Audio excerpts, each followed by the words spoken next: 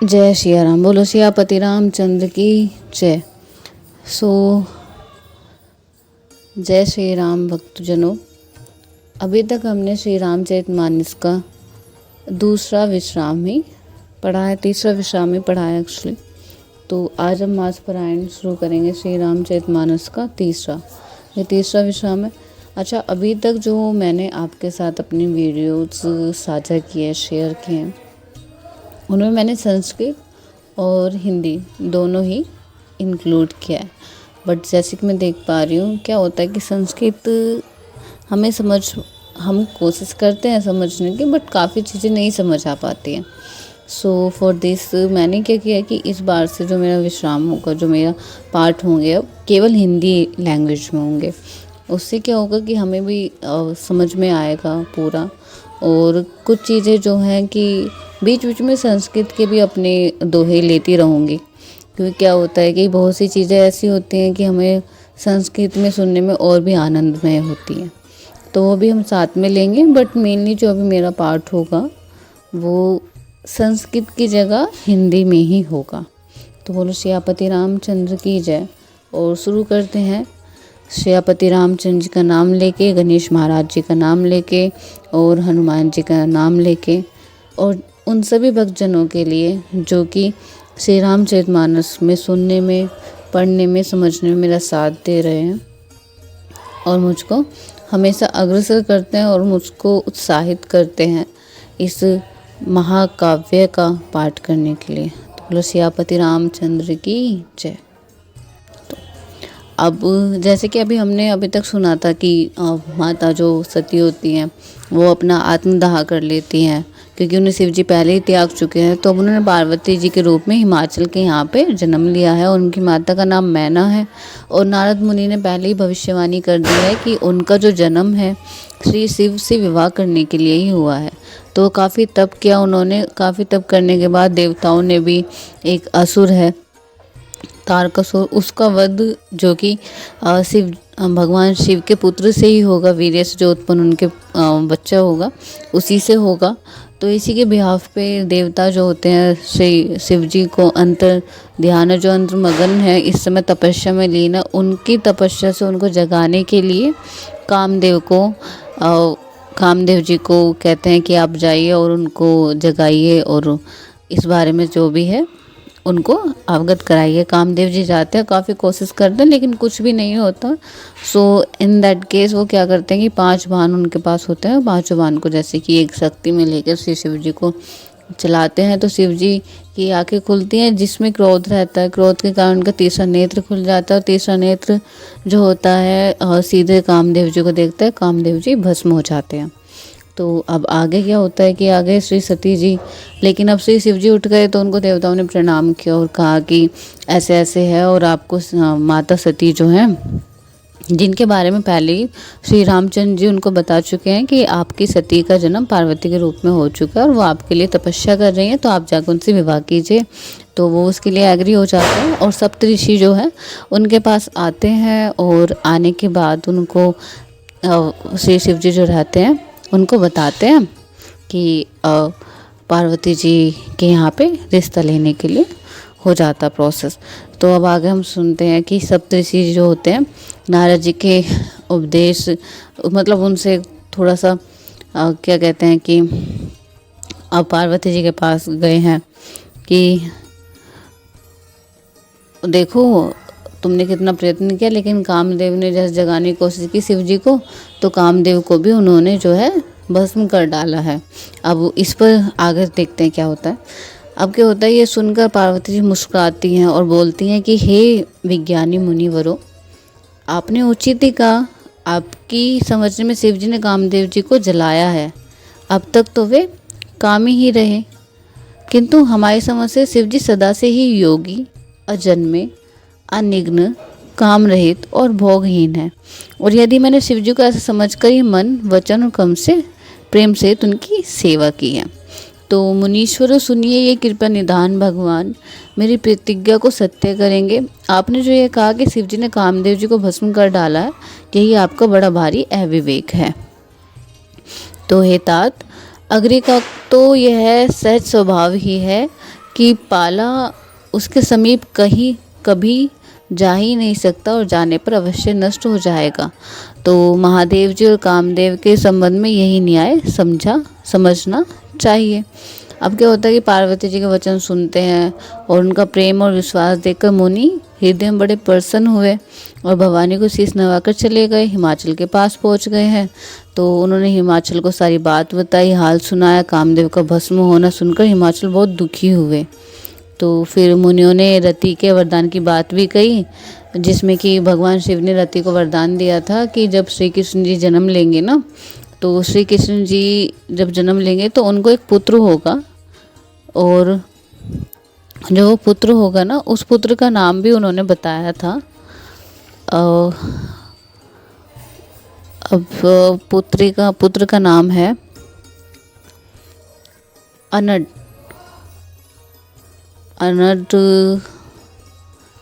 रुको मैं बताती हूँ। हाँ, तो इनके जो पति हैं श्री कृष्ण जी का अवतार होगा, तब जो कामदेव हैं उनके पुत्र प्रद्युम्न के नाम उत्पन्न होंगे, और उनसे उनका जो कामदेव की पत्नी है रति, उनसे विवाह होगा। तो प्रद्युम्न जो श्री कृष्ण जी का पुत्र होंगे उनसे विवाह होगा। तो ये वरदान भी शिव जी देते हैं, जिसके बारे में भी सप्तऋषि हिमाचल जी को बताते हैं, जिसको देख के हिमावन बहुत सुख मानते हैं।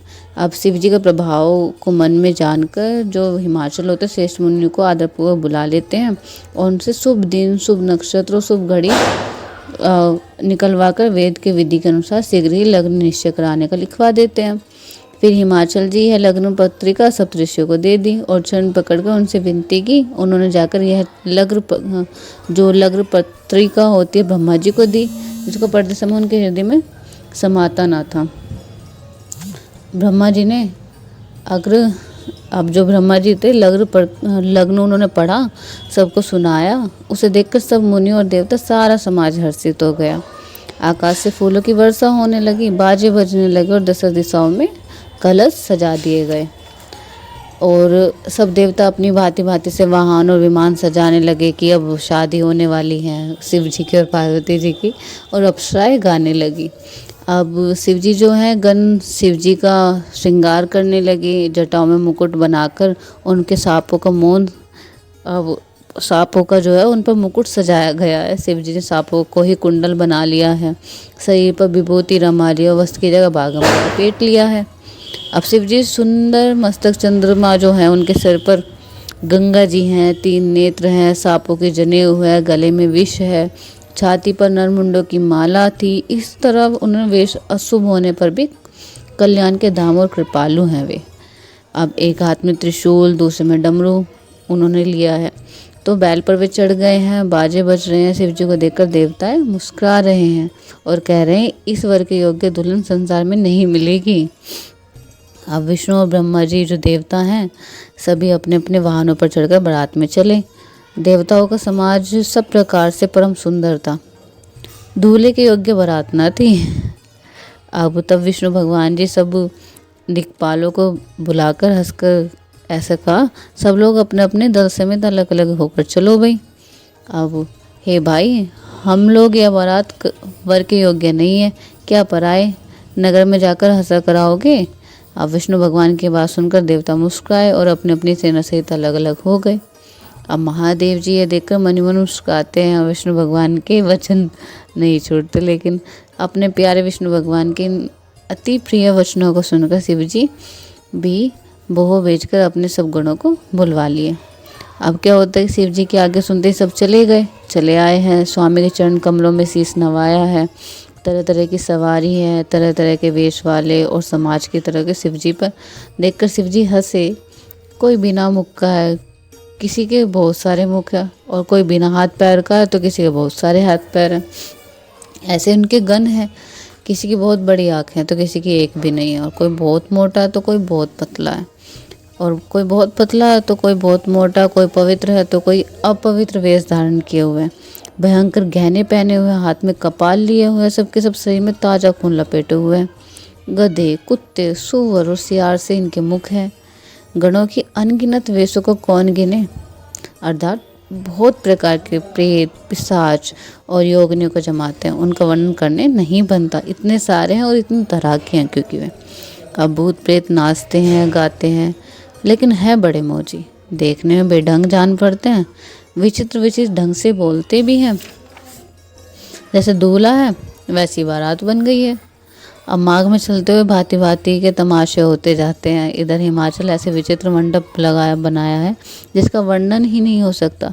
जगत में जितने छोटे बड़े पर्वत है जिसका वर्णन करके पार नहीं मिलता, तथा जितने वन, समुद्र, नदी और तालाब है, हिमाचल ने सबको न्योता भेजा है।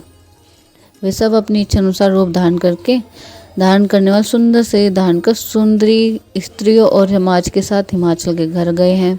सभी स्नेह सहित मंडल गीत गाते हैं। हिमाचल ने पहले से बहुत सारा घर सजवा रखे हैं।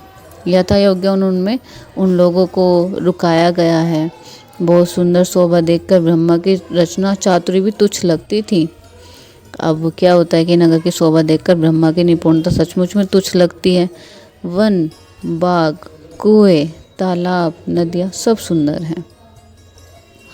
उनका वर्णन कोई नहीं कर सकता। घर घर से बहुत से मंडल सूचक तोरण और ध्वजा पताकाएं सुशोभित हो रही हैं।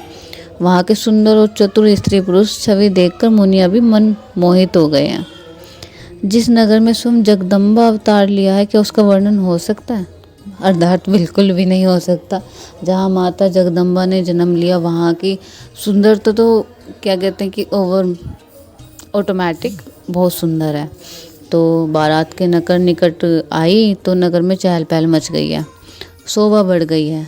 अंगवानी करने वाले लोग बनाव श्रृंगार करके आ गए हैं। नाना प्रकार की कई तरह की सवारियां सजाकर आदर सहित बारात को लेने चल दिए हैं। देवताओं को, समाज को देखकर सब मन में बहुत खुश हुए।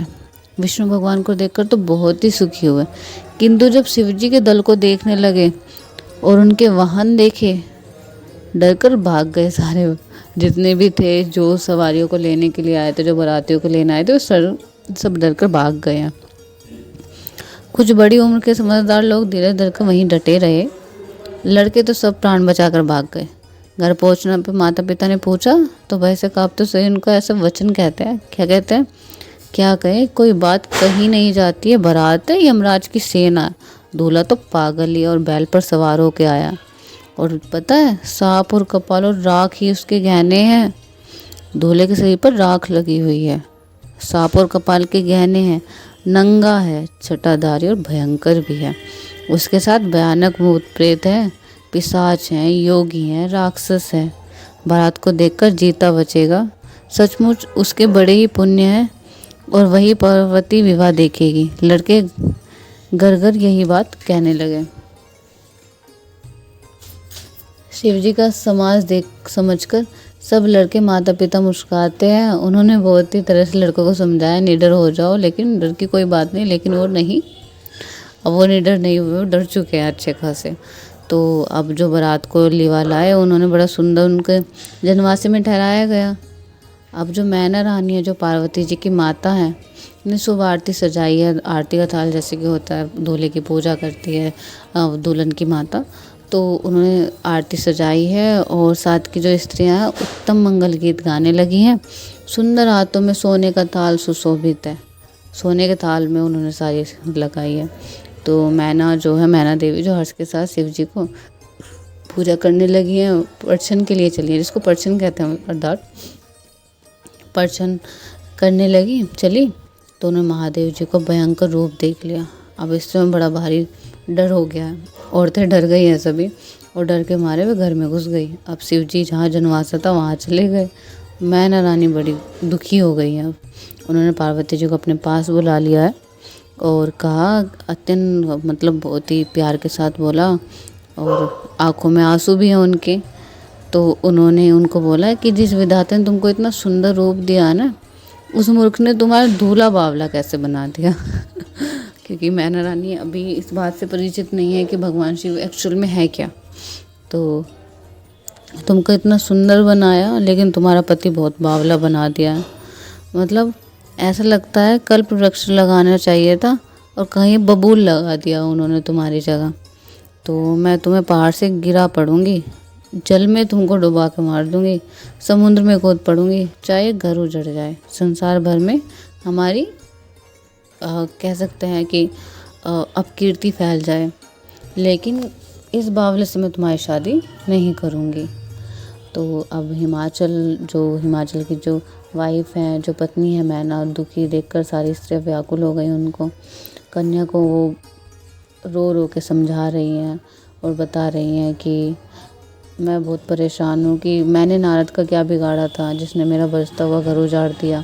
और मैं तुमको एक उपदेश देती हूँ कि एक बात और बताओ पार्वती, क्या तुमने इस बावले के लिए तप किया था? सचमुच उसको किसी से मोह नहीं है, ना माया है, ना धन है उसमें, उसके पास ना घर है और ना ही स्त्री है, सबसे उदासीन है। और जो नारद मुनि है, मतलब वो नारद मुनि का बता रहे हैं ऐसे कि उसको ना मोह है, ना माया है, ना धन है, ना घर है, ना स्त्री है, तो वो उदासीन है। तो इसलिए वो दूसरों का भी घर उजाड़ रहा है। उसको लाज भी नहीं है, डर नहीं है। मतलब बाज स्त्री, अब जो बाज स्त्री हो उसे क्या पता है प्रसव की पीड़ा क्या होती है। वो इस तरह समझा रही हैं, बता रही हैं पार्वती माँ को। अब जब माता को उन्होंने ऐसे विकल देखा, रोते हुए देखा, तो पार्वती माँ उनको अब समझाने चली हैं। अब समझा रही हैं कि माँ, जो विधाता ने रच दिया उसको कोई नहीं टाल सकता, तुम इतना सोचो मत। मेरे भाग्य में अगर बावला पति लिखा है तो इसमें दोष क्या है? और विधाता का लिखा हुआ कोई नहीं मिटा सकता, कोई भी। तो आप रो मत, विषाद मत करो। मेरे भाग्य में अगर दुख है तो दुख होगा, अगर सुख है तो सुख होगा। मुझे जहाँ जाना होगा वहीं ही जाएगा मेरा भाग्य। तो अब ऐसा, अब जो है कि जब उन्होंने ये बात बताई है तो आसपास जो औरतें वे भी थोड़ा सोचने लगी हैं, आंसू बहने लगे हैं उन औरतों के भी। तो समाचार सुनते ही हिमाचल वहाँ आया है। नारद जी आ गए हैं, सप्तऋषि आ गए हैं घर में। तो नारद जी ने पूर्व जन्म की कथा फिर सबको समझाई है। जब माता मैना नहीं मान रही है तो फिर उन्होंने पूर्व जन्म की, जो कि माता सती के रूप में थी जब वे, तो माता सती की कथा बताई है, उनको सुनाया है कि तुम मेरी बात सच मानो, यह लड़की साक्षात भगवान भगवती जननी है और जगत जननी है ये। और ये शक्ति हैं, अजन्मी, अनादि और अविनाशी शक्ति हैं, जो शिव जी के साथ ही रहती हैं हमेशा। तो इन्होंने केवल जन्म लिया आपके यहाँ पे शरीर धारण के लीला करने के लिए, अन्यथा ये है ही भगवान शिव के ही लिए है। ये पहले दक्ष के यहाँ पे जन्मी थी जब इनका नाम सती था। बहुत सुंदर शरीर पाया था, वहाँ सती शंकर जी से ब्याही गई थी। यह कथा सारे जगत में प्रसिद्ध भी है, आपको भी पता होगी। तो एक बार इन्होंने शिव जी के साथ आते हुए क्या होता है कि रघुकुल रूपी कमल के सूर्य से रामचंद्र जी को देखा तो इन्हें मोह हो गया। उन्होंने शिव जी का कहना न मानकर ब्रह्मवश सीता जी का वेश धारण कर लिया था। अब सती जी तो जो सीता जी का वेश धारण किया था उसी अपराध के कारण शंकर जी ने इनको त्याग दिया था। फिर शिव जी के वियोग में इन्होंने अपने पिता के यज्ञ में जाकर वहाँ योगिनी भस्म हो गई थी। अब इन्होंने दूसरा जन्म लिया, अपने पति के लिए कठिन तप किया है।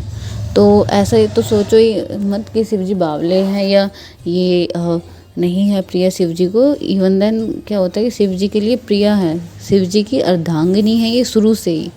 तो अब जब नारद जी ने सारी बात बताई है तो मैना रानी अब थोड़ी खुश हो गई हैं, अब उन्हें कोई चिंता नहीं है। तो पूरे क्या होता है क्षण भर में सारा समाचार फैल गया, सारी न्यूज़ फैल गई है। तो सब पूरे नगर में अब शांति है, उल्लास है। अब मैना और हेमंत जो है आनंद में है, अब उन्हें कोई दिक्कत नहीं लग रही है। तो वे पार्वती के चरणों की वंदना करते हैं और वहाँ पे जितने भी स्त्री पुरुष बालक युवा और वृत्ते सब लोग खुश हो जाते हैं, प्रसन्न हैं। तो नगर में मंगल गीत होते हैं, तरह तरह के कलश सजाए जाते हैं। तो जैसे रीति होती है, जैसे कि एक शादी वाला माहौल होता है घर में, वो माहौल वापस से बन जाता है। तो जिस घर में स्वयं माता भवानी रहती हो वहाँ पे भोजन सामग्री का वर्णन क्या ही करें। तो भोजन सामग्री अथाह है, अनंत है। मतलब विष्णु ब्रह्मा सब जाति के देवता आए हैं, खाना खा रहे हैं, भोजन बहुत पड़ते हैं। मतलब चतुर रसोई परोसने वाले लगे हैं। स्त्रियाँ जो हैं भोजन करा रही हैं कोमल वाणी से, उनको गीत गा रही हैं, गालियाँ भी दे रही हैं। तो जैसे कि गाली होती है एक फेरों के समय, एक हमारे हिंदू धर्म में प्रथा है कि गाली देनी होती है, तो मीठी गाली भी वे दे रही हैं। तो तो वो भी हो रहा है। अब क्या होता है कि सुख है सभी को, भोजन का आनंद अथाह है, करोड़ों मुँह से भी ना कहा जाए इतना आनंद है, क्योंकि माता परमेश्वरी जिस घर में, अन्नपूर्णा जिस घर में, उस भोजन की उपमा नहीं की जा सकती है। तो पान दिए गए हैं खाना खाने के बाद, जैसे कि एक होता था पहले कि पान दिए जाते थे सभी मेहमानों को, तो पान भी दिए गए हैं। अब फिर उसके बाद मेहमान ठहर गए हैं, खाना खा लिया, तो मुनि लौटकर लगन पत्रिका सुना दिया। विवाह का समय देखकर देवता बुला लिए गए हैं, बुला भेजा है। सब देवता आदर से तो बुला लिए गए, यथा योग्य आसन दिया गया उनके, और वेद की रीति के अनुसार वेदी सजाई गई है। स्त्रियाँ सुंदर श्रेष्ठ मंगल गीत गा ही रही हैं। तो वेदिका पे एक बहुत ही सुंदर सिंहासन था, जिसकी सुंदरता का वर्णन नहीं किया जा सकता, क्योंकि वह स्वयं ब्रह्मा जी ने बनाया था। तो ब्राह्मणों को शीश नवाकर और हृदय में अपने स्वामी श्री रघुनाथ जी का स्मरण करके शिव जी उसी पर सिंहासन पर बैठ गए थे। फिर मुनीश्वर ने पार्वती जी को बुलाया है, सखिया श्रृंगार करा के उन्हें लेके आई हैं। पार्वती जी का रूप ऐसा है कि देवता मोहित हो जाए, इतना सुंदर। मतलब संसार में ऐसा कोई कवि ही नहीं है जो उनकी सुंदरता का वर्णन कर सके। तो पार्वती जी जगदम्बा है, शिव जी की पत्नी समझकर देवताओं ने मनी मन उन्हें प्रणाम किया है। भवानी जी सुंदरता की सीमा है, करोड़ों मुख से भी उनकी शोभा नहीं की जा सकती। तो जगत जननी पार्वती जी महान शोभा में वर्णन करोड़ों मुख से भी नहीं बनती है। वेद, शेष जी और सरस्वती जी उसे कहते हो सब कुछ आ जाते हैं, इतनी सुंदर। मंद बुद्धि तुलसी किस गिनती में कहे, मतलब तुच्छ है, तुलसी भी इस समय तुच्छ है। उनके सुंदरता का शोभा खान बखान नहीं किया जा सकता। तो शिव जी के चरण कमल नहीं देख पाती हैं संकोचवश जो पार्वती जी हैं, क्योंकि देखो एट द एंड क्या होता है कि वे पति हैं, तो अब थोड़ा सा होता है दुल्हन बनने के समय थोड़ी सी लाज होती है, वो है उनमें। और तो क्या होता है कि अब माता पार्वती जी और भगवान शिव दोनों बैठे हैं, पिता शिव बैठे हैं। तो अब गणेश जी का पूजन किया है, मन में देवताओं के समझ कर उनको शंका न करे। शिव जी और पार्वती जी की संतान है, लेकिन विवाह से पूर्व ही तो उनका नाम तो लिया ही जाता है। तो शिव जी का नाम लिया गया है सबसे पहले। तो वेदों में विवाह की जैसी रीति कही गई है, ऐसी रीति रचवाई गई है, करवाई गई है। हाथ में कुश लेकर कन्या का हाथ पकड़कर उन्होंने शिव पत्नी जानकर शिव जी को समर्पण कर दिया, कन्यादान कर दिया अपनी पुत्री का, जो कि पार्वती जी है, जगत जननी है। एक पिता के रूप में जो उनका बनता है अधिकार वो उन्होंने किया है, जो उनका रिस्पॉन्सिबिलिटी बनती है, जो उनका दायित्व है वो उन्होंने निभाया है। तो अब शिव जी ने पार्वती का पाणी ग्रहण किया है और सभी देवताओं ने बड़े ही खुश हुए हैं। उच्चारण हुआ में वेदों के मंत्रों का और शिव जी की जय जयकार होने लगी है, बाजे बजने लगे हैं, आकाश से फूलों की बारिश हो रही है, वर्षा हो रही है। और माता शिव और पार्वती जी का और पिता शिव और माता पार्वती जी का विवाह हो गया और सारे मंडल में ब्रह्मांड में आनंद छा गया है। तो दासी दास, रथ, घोड़े, हाथी, गाय, वस्त्र, मणि, सब प्रकार की अनेकों चीज़ है, अन्न है, सोने के बर्तन हैं, गाड़ियों में लदवा दिए गए हैं, दहेज में दिए गए हैं। इतना दिया गया है कि उसका भी हम वर्णन नहीं कर सकते हैं, इतना दिया है उन्होंने। अब वो क्या होता है कि जब दहेज देकर फिर हाथ जोड़कर हिमाचल बोले कि हे शंकर, आप पूर्ण काम हैं, मैं आपको क्या दे सकता हूँ। तो शिव जी के चरण कमल पकड़े हैं उन्होंने और कृपा के सागर शिव जी ने अपने ससुर का सही प्रकार से समाधान किया। फिर प्रेम से मैना जी जो है शिव जी के चरण कमल पकड़े हैं और कहा है कि हे नाथ, यह उमा मुझे मेरे प्राणों से प्यारी है। तो जो मैना रानी है इस समय भी बोल रही है पार्वती जी के लिए भगवान शिव से कि ये जो उमा है ना, ये मेरे प्राणों से प्यारी है, घर की टहलनी बनाइएगा इसको और इसके अपराधों को क्षमा कर दीजिएगा, आप खुश होकर मुझे ये वर दीजिए। शिव जी ने बहुत तरह से अपनी सास को समझाया है। शिव जी के चरणों में शीश नवाकर वे घर गई हैं। फिर माता ने पार्वती को बुलाया है और गोद में बैठाकर एक सुंदर सीख दी है। क्या सीख दी है कि हे पार्वती, तू सदा शिव जी के चरणों की पूजा करना, नारी का यह धर्म है। उसके लिए पति ही देवता है और कोई देवता नहीं है। इस प्रकार की बातें कह कर के उनकी आंखों में आंसू भी हो रहे हैं, आंसू आ रहे हैं, क्योंकि आज एक बेटी विदा हो रही है एक माता के घर से, जो कि एक बहुत ही नम समय होता है। कन्या की छाती से लिपट गई हैं। और स्त्री जाति को फिर बोली कि विधाता ने जगत में स्त्री जाति को पैदा क्यों किया है। पराधीनता को सपने में सुख नहीं मिलता। यो कहती हूँ माता जो प्रेम से बहुत विकल हो गई हैं, परंतु कुसमय जानकर उन्होंने धीरज धरा है। मतलब वे व्याकुल बहुत है मन में, लेकिन उन्होंने जाना कि अच्छा समय है, अच्छे समय पे एक अच्छे के साथ धीरज धरना चाहिए। तो मैना बार बार माता पार्वती जी से मिल रही हैं और पार्वती जी के चरणों को पकड़ के गिर पड़ी हैं उनके चरणों में भी और बड़े प्रेम से, कुछ भी वर्णन नहीं किया जा सकता। और वह भवानी को सब स्त्रियों से मिल मिलाकर भेंट करा रही हैं और माता के हृदय से जा लिपटी हैं। अब पार्वती जी माता जी से मिलकर चल पड़ी हैं। उन्होंने हर कोई जो वहाँ पर था सभी ने अपने योग्य अनुसार आशीर्वाद भी दिया है माता पार्वती जी को। लेकिन माता पार्वती जी है कि फिर कर माता की ओर देख रही हैं, मैना रानी की ओर देख रही हैं, सखियों की ओर देख रही हैं। सखिया शिव जी के पास उनको लेके चली जाती हैं और महादेव जी उनको याचकों की तरह संतुष्ट कर पार्वती जी को साथ लेकर कैलाश को चल दिए हैं। सब देवता प्रसन्न होकर फूलों की बारिश करने लगे और आकाश में सुंदर नगाड़े बजने लगे हैं।